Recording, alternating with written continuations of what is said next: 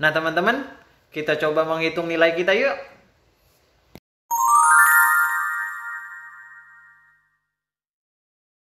Assalamualaikum warahmatullahi wabarakatuh. Alhamdulillah berjumpa kembali di channel Bro Budi. Dan video kali ini saya akan membahas tentang bobot penilaian di web daftarin kemenkes.co.id.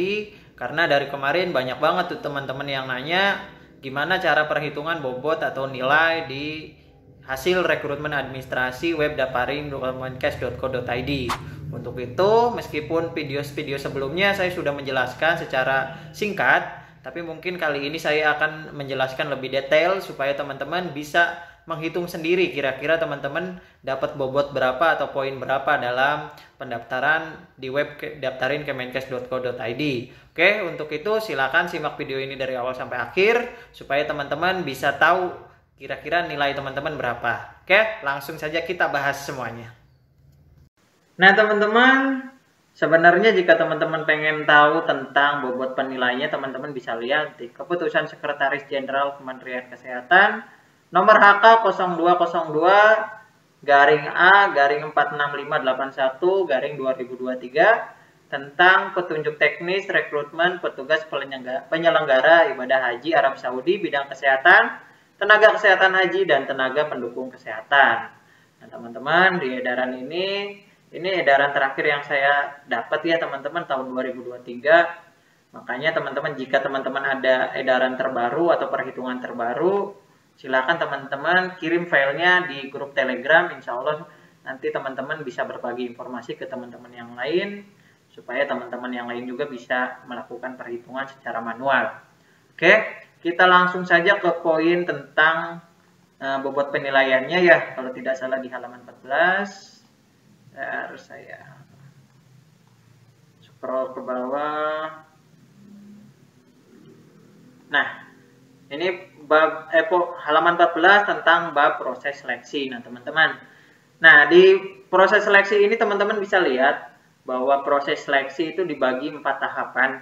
Yang pertama, proses penilaian kelengkapan dokumen dan scoring serta tes wawasan kesehatan haji. Yang kedua, proses validasi dokumen, data pendaftar, dan hasil pemeriksaan kesehatan. Tahap ketiga, proses pelatihan kompetensi untuk calon petugas PPI Arab Saudi bidang kesehatan dan TKH Kloter. Tahap keempat itu proses bimbingan teknis integrasi terhadap calon petugas PPI Arab Saudi bidang kesehatan dan TKH Kloter. Nah, jadi teman-teman yang sekarang mendaftar menjadi TKH Kloter atau PPI Arab Saudi, 4 tahapan ini mesti teman-teman lalui supaya teman-teman bisa bertugas atau bisa menjadi tenaga kesehatan haji Indonesia. Oke, langsung saja kita ke bawah di sini. Nah, seleksi data elektronik dilakukan oleh, nah teman-teman untuk yang PPIH pusat nih, PPI Arab Saudi itu dilakukan oleh tim rekrutmen pusat, ya. Nah, sedangkan untuk TKH Kloter itu tim rekrutmen provinsi untuk melakukan seleksi data elektronik pendaftar TKH dari organisasi perangkat daerah di wilayahnya. Jadi kalau teman-teman yang TKH siap-siap nanti untuk verifikasi berkas dikelola oleh tim rekrutmen provinsi, biasanya di Dinas Kesehatan Provinsi. Nah, di bawahnya nanti teman-teman ada peringkat pendaftar dilakukan di sistem daftarin dengan komposisi scoring sebagai berikut. Nah, teman-teman nanti bisa lihat nih. Nah, ini merupakan tabel scoring penilaian ya teman-teman. Di sini ada poin pertama yaitu poin umur. Poin umur itu bobotnya 15% dari semua kompetensi. Jadi mau dia dokter, perawat, gizi, farmasi, segala macam itu tetap ini berlaku ya teman-teman ya. Di sini umur yang 18 sampai 30 tahun itu 20 poin, 31 sampai 40 itu 30 poin, 41 sampai 50 35 poin, dan 51 sampai 56 itu 15 poin. Nah, teman-teman mungkin ada edaran terbaru ya teman-teman, karena seperti yang kita tahu bahwa tahun 2025, rekrutmen tahun 2025 itu ada perubahan dari umur. Yang awalnya 18, sekarang itu dari 24 tahun sampai 56. Jadi kemungkinan scoring ini bakalan berubah lagi. Cuman edarannya saya belum dapat. Untuk itu, jika teman-teman ada data yang terbaru, silakan teman-teman sekali lagi sharing di grup Telegram supaya teman-teman yang lain juga bisa tahu. Oke? Nah, itu dari umur ya teman-teman. Nah, yang kedua itu dari masa kerja. Masa kerja itu kita bisa lihat ini bobotnya 15% dari semua kompetensi. Jadi sekali lagi semua profesi itu tetap berlaku bobot ini. Yang pertama itu 0 sampai 5 tahun itu 10 poin, 5 sampai 10 tahun itu 20 poin, 10 sampai 20 tahun itu 30 poin, dan 20 tahun ke atas 40 poin.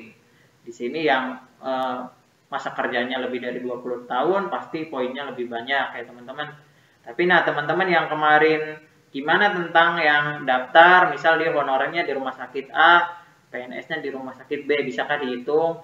Sekali lagi itu tergantung kebijakan dan pilihan teman-teman ya.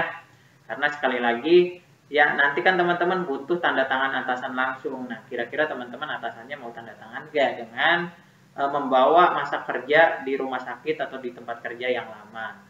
Oke, tapi teman-teman kalaupun teman-teman kira-kira susah, ya sudah hitung aja dari tempat kerja teman-teman yang sekarang. Jadi, kalaupun teman-teman PNS-nya di rumah sakit B, yang honornya di rumah sakit A, hitung aja di rumah sakit B-nya. Karena insya Allah, meskipun teman-teman 0 tahun juga tetap ada poinnya, dan tahun kemarin, tahun 2024 juga masih banyak ya, yang 0 masa kerja tapi dia bisa lolos. Jadi, nggak usah khawatir, insya Allah kalau sudah ditakdirin untuk berangkat mah insya Allah teman-teman bakalan lolos. Oke? Paham ya dari masa kerja ini. Selanjutnya kita ke jenis jabatan. Nah, jenis jabatan ini seperti yang kita tahu, kalau ASN mungkin sudah terpapar ya, tapi ke teman-teman yang bekerja di rumah sakit swasta ini mungkin rada bingung antara fungsional dan non fungsional itu seperti apa. Karena mungkin di swasta belum terpapar ya teman-teman. Nah, secara gampangnya teman-teman kalau fungsional itu teman-teman yang bersinggungan langsung dengan pasien atau melayani pasien. Kalau non fungsional biasanya dia pejabat struktural yang penentu kebijakan. Jadi dia pembuat kebijakannya. Jadi kalau teman-teman bersinggungan langsung atau melakukan pelayanan kepada pasien langsung, itu bisa disebut fungsional. Oke? Dan fungsional ini poinnya lumayan banyak ya teman-teman. Sekitar 80 poin itu untuk yang fungsional, dan non fungsional cuma 20 poin.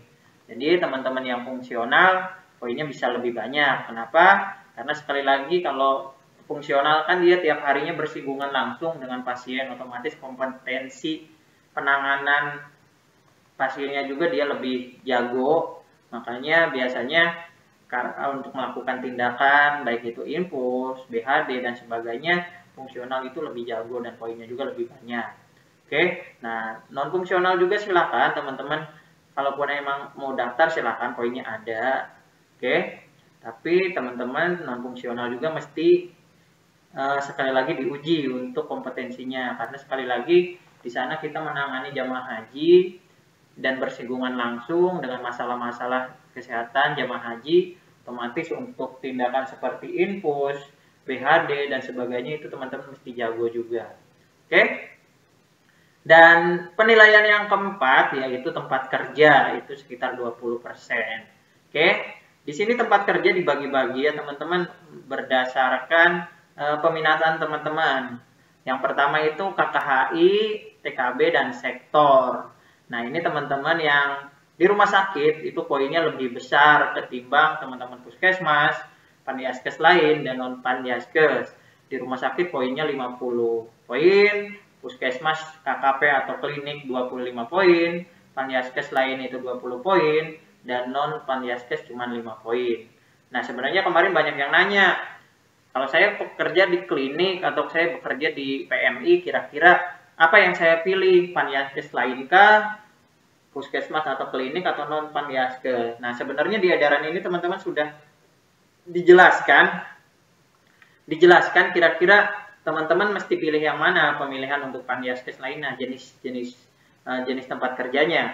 Di sini kalau non pandiaskes lain misalnya BPPK atau unit transfusi darah. Nah, jadi teman-teman yang PMI nih, PMI segala macam bank darah, di sini poinnya di pilihannya itu pandiaskes lain. Sedangkan yang teman-teman di dinas kesehatan di sini bisa teman-teman pilih di non pandiaskes, karena biasanya mereka cuma penentu kebijakan, bukan pelayanan langsung ke pasien ya. Nah, teman-teman Kalau teman-teman yang di dinas kesehatan jangan berkecil hati juga dengan poin 5 poin ini. Karena sekali lagi mungkin di poin tempat kerja ini kecil, tapi di poin yang lainnya teman-teman lebih besar. Misal punya sertifikat segala macam, itu penilaiannya juga lumayan besar. Oke? Nah, yang kedua itu promkes dan sanitasi. Nah, promkes sanitasi ini di rumah sakit cuma 15 poin, puskesmas KKP 30 poin, Paniaskes lain 20 poin, dan non Paniaskes 35 poin. Nah, di sini rumah sakit lebih kecil ya teman-teman ya. Kenapa? Karena promosi kesehatan tentu saja teman-teman dari dinas kesehatan dan puskesmas lebih jago ketimbang teman-teman yang di rumah sakit. Mungkin karena kalau puskesmas dia sering bersinggungan langsung dengan masyarakat, dinas kesehatan juga sama. Untuk itu dari segi data, dari segi modal untuk promosi kesehatan mereka lebih lihai ketimbang teman-teman yang di rumah sakit yang seperti biasa dia melakukan penanganan kuratif dan rehabilitatif. Oke? Dan teman-teman kemarin ada yang nanya juga kira-kira bidan bisa lolos atau enggak, atau bisa daftar atau enggak. Nah, di daftarin 2024 ini untuk rekrutmen 2025 ada pilihan bidan ya teman-teman ya. Cuman informasi valid atau tidaknya saya kurang paham karena saya belum ada informasi yang jelasnya untuk bidan bisa daftar atau enggak meskipun ada pilihannya. Tapi silakan teman-teman bidan coba saja untuk pemilihan di KKHI. Di situ ada pilihan promosi kesehatan, silakan teman-teman daftar saja. Karena tahun 2024 kemarin juga ada bidan yang bertugas di promosi kesehatan, promkes. Jadi teman-teman, meskipun dia kalau tidak salah dia nakes teladan nasional, jadi mungkin aksesnya lebih hebat. Tapi kalaupun teman-teman bidan mau nyoba silakan teman-teman nyoba. Mungkin insya Allah mungkin nanti ada pengumuman kabar baik untuk bisa lolos di petugas kesehatan. Oke, selanjutnya untuk TKH Kloter. Nah, TKH Kloter di sini untuk yang bekerja di rumah sakit itu bobotnya 30 poin, puskesmas, KKP, klinik itu 40 poin, Paniaskes lain 25 poin, dan non Paniaskes 5 poin. Nah, di sini tentu saja teman-teman di puskesmas dia lebih lihai atau poinnya lebih banyak. Kenapa? Karena teman-teman puskesmas dia dari awal dia sudah bersinggungan langsung dengan jemaah haji. Karena sekali lagi untuk pemeriksaan kesehatan pertama juga dia ada di puskesmas. Otomatis teman-teman puskesmas dia punya banyak kesempatan untuk melakukan pelayanan di jemaah haji kloter. Makanya di sini poinnya juga lebih banyak ya teman-teman ketimbang teman-teman yang di rumah sakit. Oke. Nah, dari sini teman-teman bisa paham nih kira-kira teman-teman mau memilih jenis peminatan mana? Mau di KKHI kah, di Promkes kah, atau di TKH Kloter ya. Meskipun teman-teman di rumah sakit poin di TKH Kloter poinnya lebih kecil ketimbang puskesmas, tapi jangan patah semangat dulu karena sekali lagi ini cuma poin dalam satu kategori. Di kategori lainnya teman-teman bisa poinnya lebih banyak. Oke? Dan yang terakhir itu ada SK penugasan. Nah, SK penugasan atau pengalaman bertugas nih teman-teman alumni biasanya nih. Ini semua kompetensi mau dia dokter, perawat, gizi dan sebagainya. Di sini untuk TKH atau PPIH Arab Saudi dia poinnya 40 poin. Pengelola kesehatan haji baik itu embarkasi atau pengelola kesehatan haji kabupaten kota itu 35 poin dan belum bertugas itu 25 poin. Nah, jadi di sini yang belum bertugas juga dapat poin ya. Nah, teman-teman untuk jenis formasinya, misal formasinya ini sini ada komposisinya juga ya teman-teman. Bagi alumni mungkin udah paham ya. Biasanya tiap tahun itu formasi atau komposisi formasinya itu kalau alumni itu sekitar 40% dan yang belum pernah bertugas itu 60%. Jadi jangan teman-teman yang belum pernah bertugas juga jangan berkecil hati karena sebenarnya komposisi pembagiannya sudah ada. Nah, sekedar informasi juga 2 hari yang lalu saya melakukan Zoom dan ada informasi dari salah satu narasumber nasional bahwa untuk alumni itu ada perubahan peraturan. Jadi dia mesti off dulu setelah keberangkatan itu 5 tahun. Jadi yang 2017, 18, 19, 21 dan 2024, 2023 juga dia nggak bisa ikut karena dia mesti berhenti dulu 5 tahun. Sedangkan ada informasi juga bahwa seumur hidup tenaga kesehatan yang menjadi petugas kesehatan itu cuma diberi kesempatan 3 kali. Jadi kalau dia udah 3 kali bertugas selama hidupnya, lalu dia pengen nyoba yang keempat kali, itu tidak bisa ya teman-teman. Cuman sampai sekarang saya data validnya juga belum ada, itu cuma informasi dari salah satu narasumber, karena sekali lagi untuk peraturan petugas haji, kebijakan haji itu selalu berubah-ubah dan dinamis, komposisinya juga selalu berubah-ubah. Jadi teman-teman jangan kaget kalau ada informasi terbaru, karena sekali lagi segala informasi tentang haji ini dinamis ya teman-teman. Jadi berdasarkan kuotanya berapa, formasinya seperti apa, itu bakalan selalu berubah-ubah. Oke? Paham ya nyampe sini ya? Oke. Nah teman-teman, gimana? Paham tentang perhitungannya? Jika teman-teman sudah paham, silakan teman-teman hitung sendiri kira-kira teman-teman bobotnya berapa yang teman-teman dapatkan dari hasil pendaftaran web daftarin kemenkes.go.id. Tetapi teman-teman jika kira-kira bisa diperbaiki, silakan perbaiki karena pendaftaran juga masih belum ditutup sampai tanggal 26 menurut edarannya. Tetapi jika teman-teman sudah submit pendaftaran mungkin agak susah dirubahnya. Tapi silakan coba saja, mudah-mudahan bisa. Dan jika teman-teman sudah terlanjur untuk melakukan pendaftaran atau submit, maka teman-teman ya waktunya berdoa saja, mudah-mudahan dengan nilai yang sekarang juga jika teman-teman sudah ditakdirkan untuk berangkat, insya Allah berangkat. Oke, mungkin itu saja yang dapat saya sampaikan kali ini. Kurang lebihnya saya mohon maaf.